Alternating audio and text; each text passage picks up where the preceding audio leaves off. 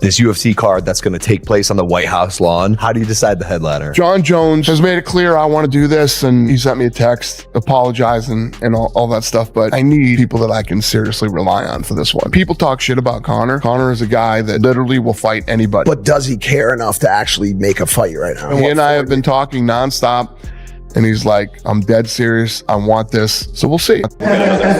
Nice kids, nice shooters, one of my own. I guess you want to do all we just changed to go for a little while. Congratulations, sir. I tell you what, your work ethic is inspiring. Your work rate is inspiring.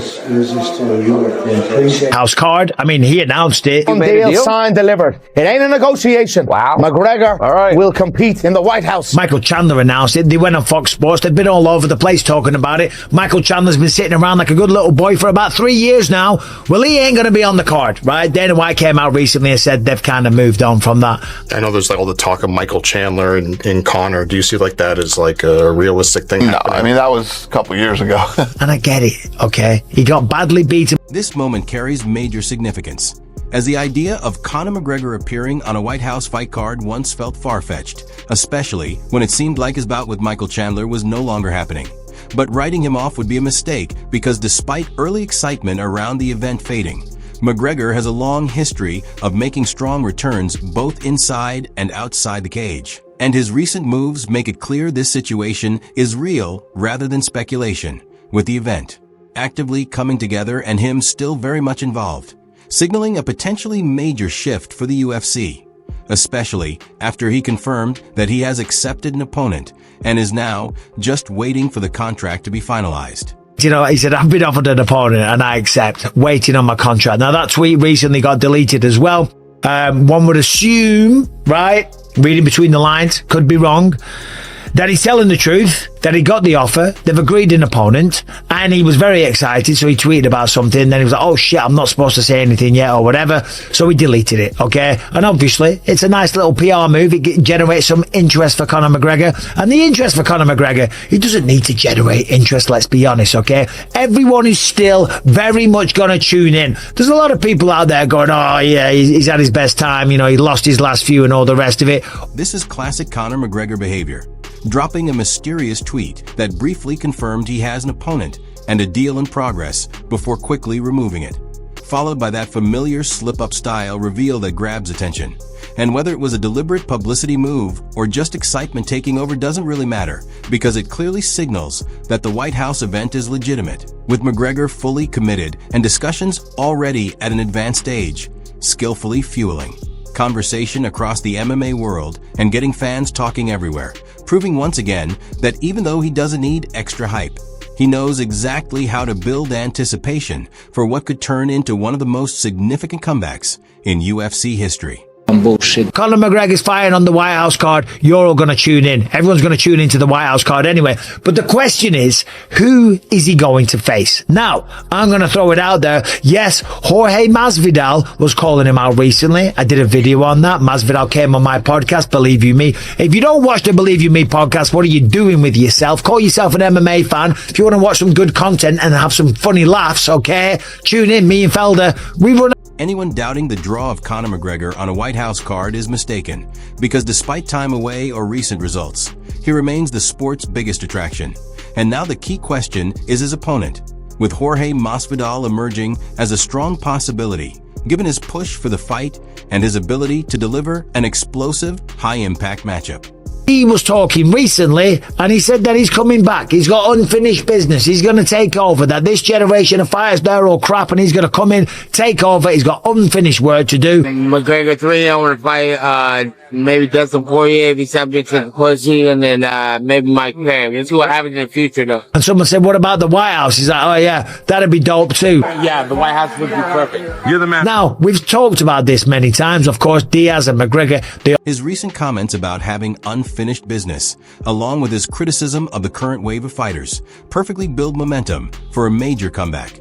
And when the idea of the White House as a venue came up, he casually embraced it as something truly iconic, instantly linking it to Conor McGregor, which says a lot, because a potential trilogy between them goes far beyond imagination, with their rivalry standing even at one win each, turning it into more than just another bout, but a high Stakes clash focused on legacy and finally resolving a score that once captured global attention. The world, he wasn't Surprise, mother. when he choked out Conor McGregor, and of course they fought again. Conor came back. It was another great performance. He dropped him with leg kicks. He dropped him with every left hand that he threw.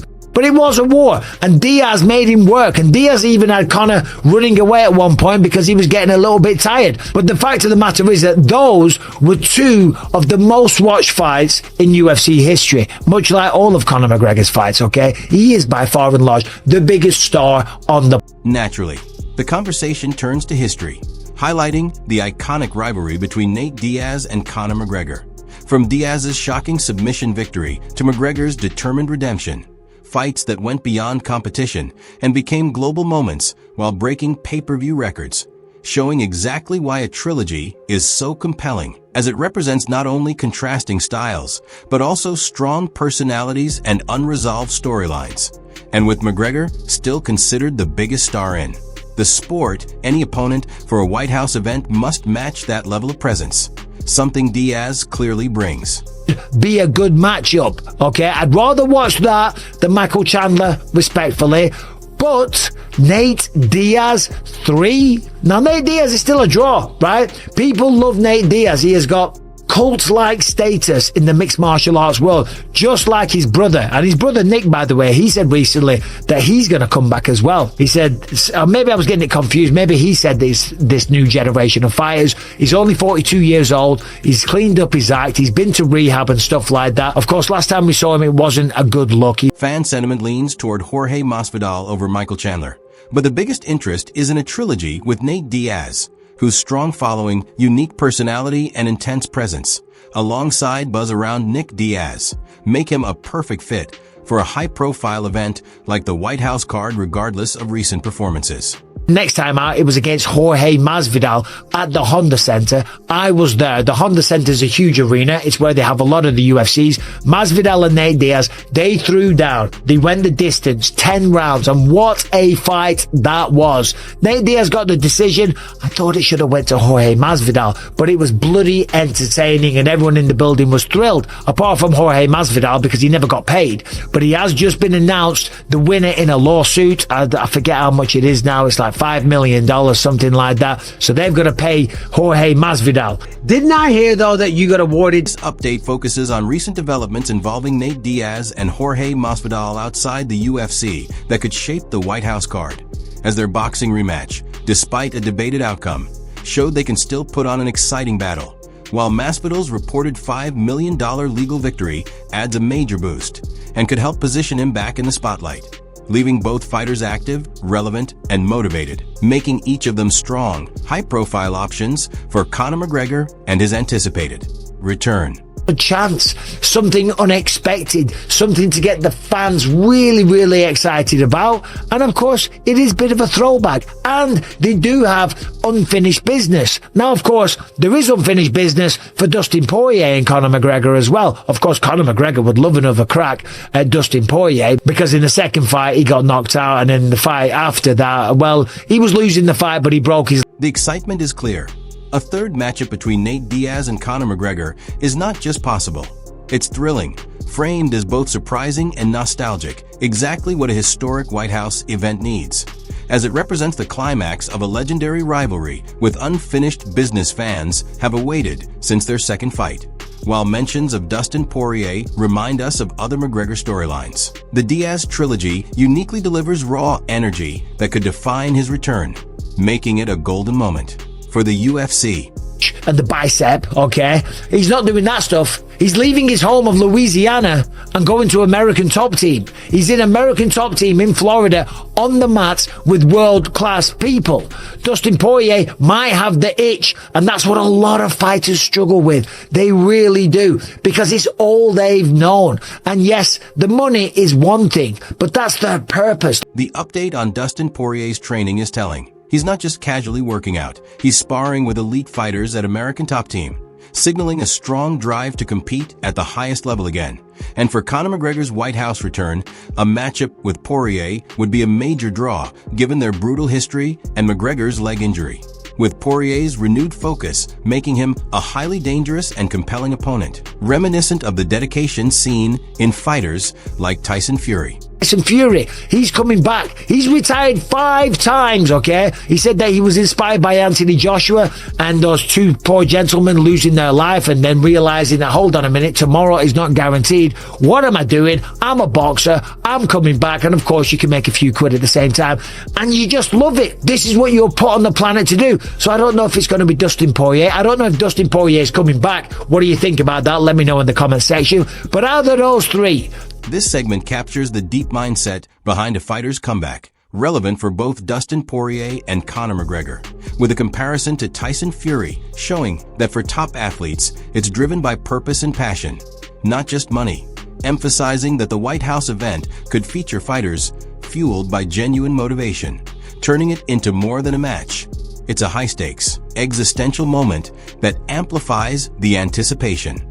Nate Diaz, Jorge Gamebred Masvidal, which one of them would you like to see him? Or is there someone else that I'm not considering? It won't be. It will not be Michael Chandler. Dana even confirmed that. Let me just bring up the UFC rankings really quick to see if there is anyone else. Because I don't think Conor, respectfully, he's looking at becoming a champion again. Of course, he would love to become a champion again. Of course, and he could potentially achieve that. It's not going to be easy against Ilia Topuria. But this clip gets straight to the point about Conor McGregor's White House return, officially ruling out Michael Chandler, a long-rumored option confirmed by Dana White, while also highlighting McGregor's mindset. Instead of immediately chasing a title, his focus seems to be on a big payday, regaining momentum, and proving he still has what it takes, which paves the way for high-profile, fan-favorite matchups against the likes of Nate Diaz, American MMA fighter, Jorge Masvidal, or Dustin Poirier, setting the stage for a thrilling comeback rather than a slow title chase. Throwback and something big and something that's going to blow people away. Dustin Poirier would do that. I think Jorge Masvidal would do that. And certainly a third fight with Nate Diaz, that would definitely blow the roof off the White House lawn, if it even has a roof. I don't think lawns do.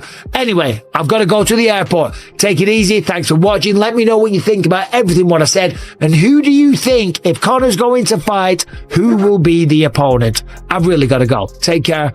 This final segment wraps up the most exciting possibilities for Conor McGregor's White House return, dismissing current top contenders in favor of a classic, attention-grabbing throwback with Dustin Poirier, Jorge Masvidal, and especially a third bout with Nate Diaz highlighted as the matchups that would truly electrify fans and create a spectacle befitting McGregor's comeback, underscoring that the UFC is aiming for a historic moment, not just another fight. And these names ensure exactly that, setting the stage for a legendary White House card.